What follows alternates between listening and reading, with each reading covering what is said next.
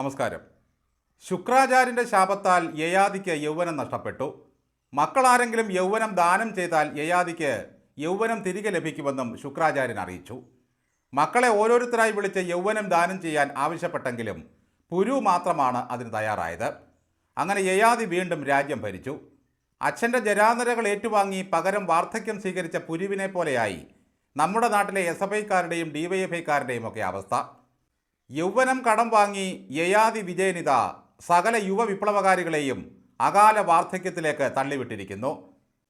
വസീഫിനെയും ചിന്തയെയും ആര്യയെയും ശിവപ്രസാദിനെയും ആർഷോയെയും ഒന്നും കണ്ടാൽ തിരിച്ചറിയാത്ത അവസ്ഥയായി. പുരികം മുതൽ കൺപീലികൾ വരെ നരച്ച അവസ്ഥ. അവർ വൃദ്ധരായിരിക്കുന്നു.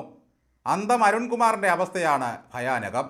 ഇത്ര പെട്ടെന്ന് മത്സരിക്കാനുള്ള പ്രായപരിധി അവസാനിക്കുമെന്ന് ആ പാവം പോലും ധരിച്ചിട്ടില്ല. നോക്കണേ, മറ്റെല്ലാ പാർട്ടിയും മത്സരിച്ച് ചെറുപ്പക്കാരെ പോരിനിറക്കുമ്പോൾ കുറുന്തീനി ബാധയേറ്റ പോലെ DYFIക്കാർ ഇരിക്കുകയാണ്.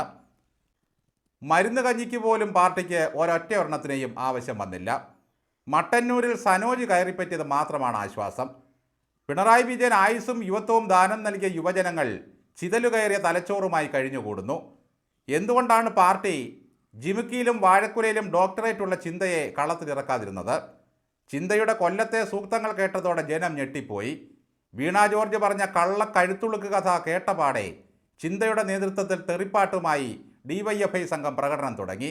പെറ്റ തള്ളയെപ്പോലും ചിന്ത തെറി കേൾപ്പിച്ചു. അമ്മാതിരി തെറിയാണല്ലോ ചിന്ത ഏറ്റുവിളിച്ചത്. ആ ഒറ്റ പ്രകടനത്തോടെ പുറത്തിറങ്ങാൻ കഴിയാത്ത തരത്തിലായി ചിന്തയുടെ ഡോക്ടറേറ്റ്. ക്യൂബയിൽ വൈദ്യുതി ഇല്ലാതായിട്ട് ആഴ്ചകളായത് വല്ലതും ചിന്തയറിഞ്ഞു. പൊതിച്ചോറിനൊപ്പം ഓരോ മെഴുകുതിരിക്കാലുമായി ചിന്ത എത്രയും വേഗം ക്യൂബയ്ക്ക് പോകേണ്ടതുണ്ട്. മറ്റൊരു യുവനേതാവ് വസീഫാണ്. മൊത്തത്തിൽ പുച്ഛവും ചാനലിൽ വന്നിരുന്ന തന്തയ്ക്ക് വിളിയുമാണ് പുള്ളിക്ക് പരിപാടി. ഹാഷ്മിയോട് പറഞ്ഞത് നിന്റെ വീട്ടിൽ പോയി പറയടാ എന്നൊക്കെയാണ്. രാഹുലിനെ വേട്ടയാടാൻ നടന്ന കാലത്തെ ആവേശമൊന്നും ഇപ്പോൾ പുള്ളിക്കില്ല. സനോജിന് അല്പം കൂടി വകതിരിവ് ഉണ്ടെന്ന് തോന്നുന്നു. അതുകൊണ്ടാണല്ലോ മട്ടന്നൂരിൽ ശൈലജയ്ക്ക് പകരം നിർത്തിയത്. ഈ വസീഫിന് സത്യത്തിൽ എന്താണൊരു കുറവ്? അത് പാർട്ടി പറയുന്നില്ലെങ്കിലും ജനത്തിന് മനസ്സിലാകുന്നുണ്ട്. വകതിരിവില്ല വർത്തമാനത്തിൽ, അതാണ് മെയിൻ. പ്രതിപക്ഷ നേതാവിൻ്റെ മുട്ടുകാല് തല്ലിയൊടിക്കുന്നതൊക്കെ ഭാവനയിൽ കാണുന്നയാളാണ് ഈ വസീഫ്. തെരഞ്ഞെടുപ്പിനായി എവിടെയെങ്കിലും നിർത്തിയാൽ ജനം മുട്ടുകാലല്ല കവളം മടൽ വെട്ടി തലയ്ക്കടിക്കുമെന്ന് ഈ പാർട്ടിക്കറിയാം. അത്ര ജനപ്രീതിയാണ് ഈ വസീഫിന്. വെനസ്വേലയ്ക്ക് വേണ്ടി ശ്വാസകോശത്തിൻ്റെ അവസാന ശക്തിയുമെടുത്ത് പൊരുതിയ ശിശു ഖാന് സീറ്റുണ്ടോ ആവോ? താടി ചൊറിഞ്ഞുകൊണ്ട് ചൊറിയൻ വിപ്ലവ പ്രസംഗം നടത്തുന്ന SK സുനീഷിന് സീറ്റുണ്ടോ? SFI നേതാവും ചുപ്രപതാകയുടെ വാഹകനുമായ ശിവപ്രസാദിനെ എവിടെയെങ്കിലും മത്സരിപ്പിക്കുമെന്ന് കരുതിയതും നടന്നില്ല. നടി മീനാക്ഷിയാണെങ്കിൽ ശിവപ്രസാദിന് വേണ്ടി പ്രചാരണത്തിനിറങ്ങാൻ കൊതിച്ചിരിക്കുകയാണ്. PK ശശി പറഞ്ഞത് ശരിയാണെങ്കിൽ ശിവൻമൂലി അടിച്ച ആർഷോ സഭയിലിരിക്കുന്ന രംഗമാണ് ഓർമ്മ വരുന്നത്. പുള്ളിക്ക് അപ്പോഴും തോളിൽ ചാരാൻ അടുത്തൊരു സഖാവ് വേണം. പാർലമെൻറ്റിലേക്കും നിയമസഭയിലേക്കും മത്സരിപ്പിക്കാൻ കരുതി വെച്ച മേയറൂട്ടിയുടെ അവസ്ഥയാണ് പരിതാപകരം. ന്യൂയോർക്ക് വരെ കണ്ടുകൊതിച്ച മേയറെ എവിടെയെങ്കിലും ഒന്ന് നിർത്തി ജയിപ്പിച്ചെടുക്കാമെന്ന് പാർട്ടി വിചാരിച്ചോ? അകാല വാർദ്ധക്യത്താൽ കിടപ്പിലായ M സ്വരാജിനെയും പാർട്ടി കണ്ടില്ല. തോൽക്കിൻ്റെ പേര് എവിടെയും പരാമർശിച്ചതേയില്ല.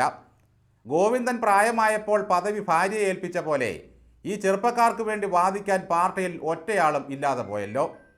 നല്ല ആരോഗ്യമന്ത്രി, നല്ല വിദ്യാഭ്യാസ മന്ത്രി, നല്ല സാംസ്കാരിക മന്ത്രി എന്നിത്യാദി നിലകളിൽ ശോഭിക്കേണ്ട യൗവനതീഷ്ണമായ വിപ്ലവത്തെയാണ് പിണറായി വെട്ടിയരിഞ്ഞത്. യൗവനം വന്നുദിച്ചിട്ടും ചെറുതായില്ല ചെറുപ്പമെന്ന മട്ടിൽ പിണറായി ഇതാ മൊത്തത്തിലങ്ങ് നിൽക്കുകയാണ്. അല്ല സഖാക്കളെ, 19 വയസ്സുള്ളൊരു മനുഷ്യന് ഇപ്പോൾ വേണ്ടത് എന്താണ്?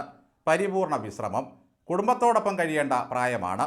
എന്നിട്ടും അങ്ങാണ് നമ്മുടെ സർവശക്തനെന്ന് പറഞ്ഞ് പാവം പിണറായി വിജയനെ കൊണ്ട് അതികഠിനമായ പണികളാണ് പാർട്ടി ചെയ്യിക്കുന്നത്. 140 മണ്ഡലങ്ങളിലാണ് പിണറായി പ്രചാരണത്തിന് ഇറങ്ങേണ്ടത്. 30 സീറ്റ് വാങ്ങി പ്രതിപക്ഷമായി ഇരിക്കേണ്ടി വന്നാൽ എന്ത് ചെയ്യുമെന്ന് ആരെങ്കിലും ചിന്തിച്ചിട്ടുണ്ടോ? പിണറായിയുടെ അഭാവത്തിൽ ഇനി ഗോവിന്ദനും സഭയിലില്ല. പിന്നെയുള്ളത് ശിവൻകുട്ടിയാണ്. കുട്ടിമാമൻ പ്രതിപക്ഷമായാലത്തെ അവസ്ഥ ചിന്തിക്കാനേ വയ്യ.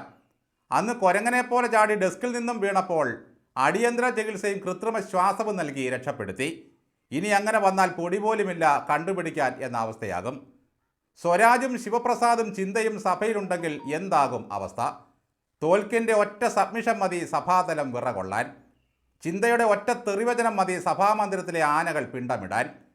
ജി സുധാകരൻ സഭയിലെത്തുമ്പോൾ വർഗവഞ്ചക എന്ന് നീട്ടി വിളിക്കാൻ പോലും ആളില്ലാത്ത അവസ്ഥയാണ്. പിണറായി പ്രതിപക്ഷ നേതാവായാൽ പിന്നെയും ഒരു പ്രശ്നം വരും. ഹെലികോപ്റ്റർ ഇല്ലാതെ പറ്റില്ല. 56 വാഹനങ്ങളുടെ അകമ്പടി മസ്റ്റാണ്. കുടുംബ ടൂറിന് അനുവാദം കൊടുത്തില്ലെങ്കിൽ ഭരണപക്ഷത്തെ വെച്ചേക്കുമോ? ഇപ്പോൾ താമസിച്ചുകൊണ്ടിരിക്കുന്ന ക്ലിഫ് ഹൗസ് ഒഴിഞ്ഞു കൊടുക്കുമെന്ന് വല്ല ഉറപ്പുമുണ്ടോ?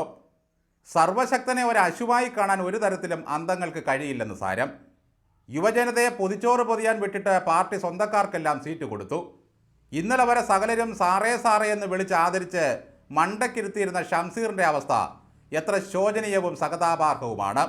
ശരിക്കും ഗണപതി അതിയാന് പണി കൊടുത്തതാണ്. ചെയറിന് ചെയറില്ലാത്ത അവസ്ഥയിൽ എങ്ങനെ എത്തി കാര്യങ്ങൾ? സന്ധിബന്ധുക്കളും ഗോഡ്ഫാദർമാരും മികച്ച ഭർത്താക്കന്മാരും ഇല്ലാത്ത ആർക്കും കമ്മ്യൂണിസത്തിലും ഗതിയില്ലാതായി. മികവിൽ മികച്ചേരിയായ ഭർത്താവ് ഗോവിന്ദൻ ഉള്ളതുകൊണ്ട് മാത്രം ഭാര്യ സ്ഥാനാർത്ഥിയായി.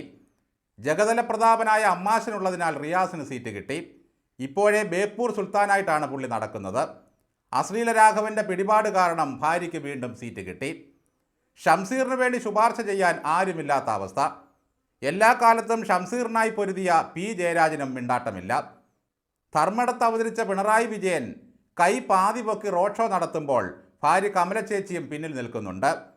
പണ്ട് നവോത്ഥാന മതിൽ കെട്ടാൻ ഇറങ്ങിയ ശേഷം ആദ്യമായിട്ടാണ് പാർട്ടി പ്രവർത്തകർക്കിടയിൽ കമലേട്ടത്തിയെ കാണുന്നത്. പൗരപ്രമുഖർക്കിടയിലെ പുള്ളിക്കാരിയും ഉണ്ടാകുമായിരുന്നുള്ളൂ. ഇടതു പാർട്ടി പടുത്തുയർത്താൻ ഭാര്യ ചെയ്ത പ്രയത്നങ്ങളെപ്പറ്റി ഗോവിന്ദൻ പറഞ്ഞപ്പോഴാണ് നമ്മൾ അറിയുന്നത്. അതുപോലെ പിണറായി വിജയനെ പോലെ ഒരു ശക്തനായ സ്വേച്ഛാധിപതിയെ കെട്ടിപ്പടുത്ത ക്രെഡിറ്റ് കമലയ്ക്കും അവകാശപ്പെടാം. കേരളത്തിൻ്റെ ആരോഗ്യരംഗം സുശക്തമായതിനാൽ കായകൽപ്പ ചികിത്സ ഇല്ലാതെ തന്നെ 100-ാം വയസ്സിലും പിണറായി വിജയൻ പാർട്ടിയെ നയിക്കും. കുറുന്തീനിക്കോലങ്ങളെപ്പോലെ യുവത്വം നശിച്ച ഡിഫിക്കാരൻ പൊതിച്ചോറും പൊതിഞ്ഞു കെട്ടി നാടാകെ നടക്കും.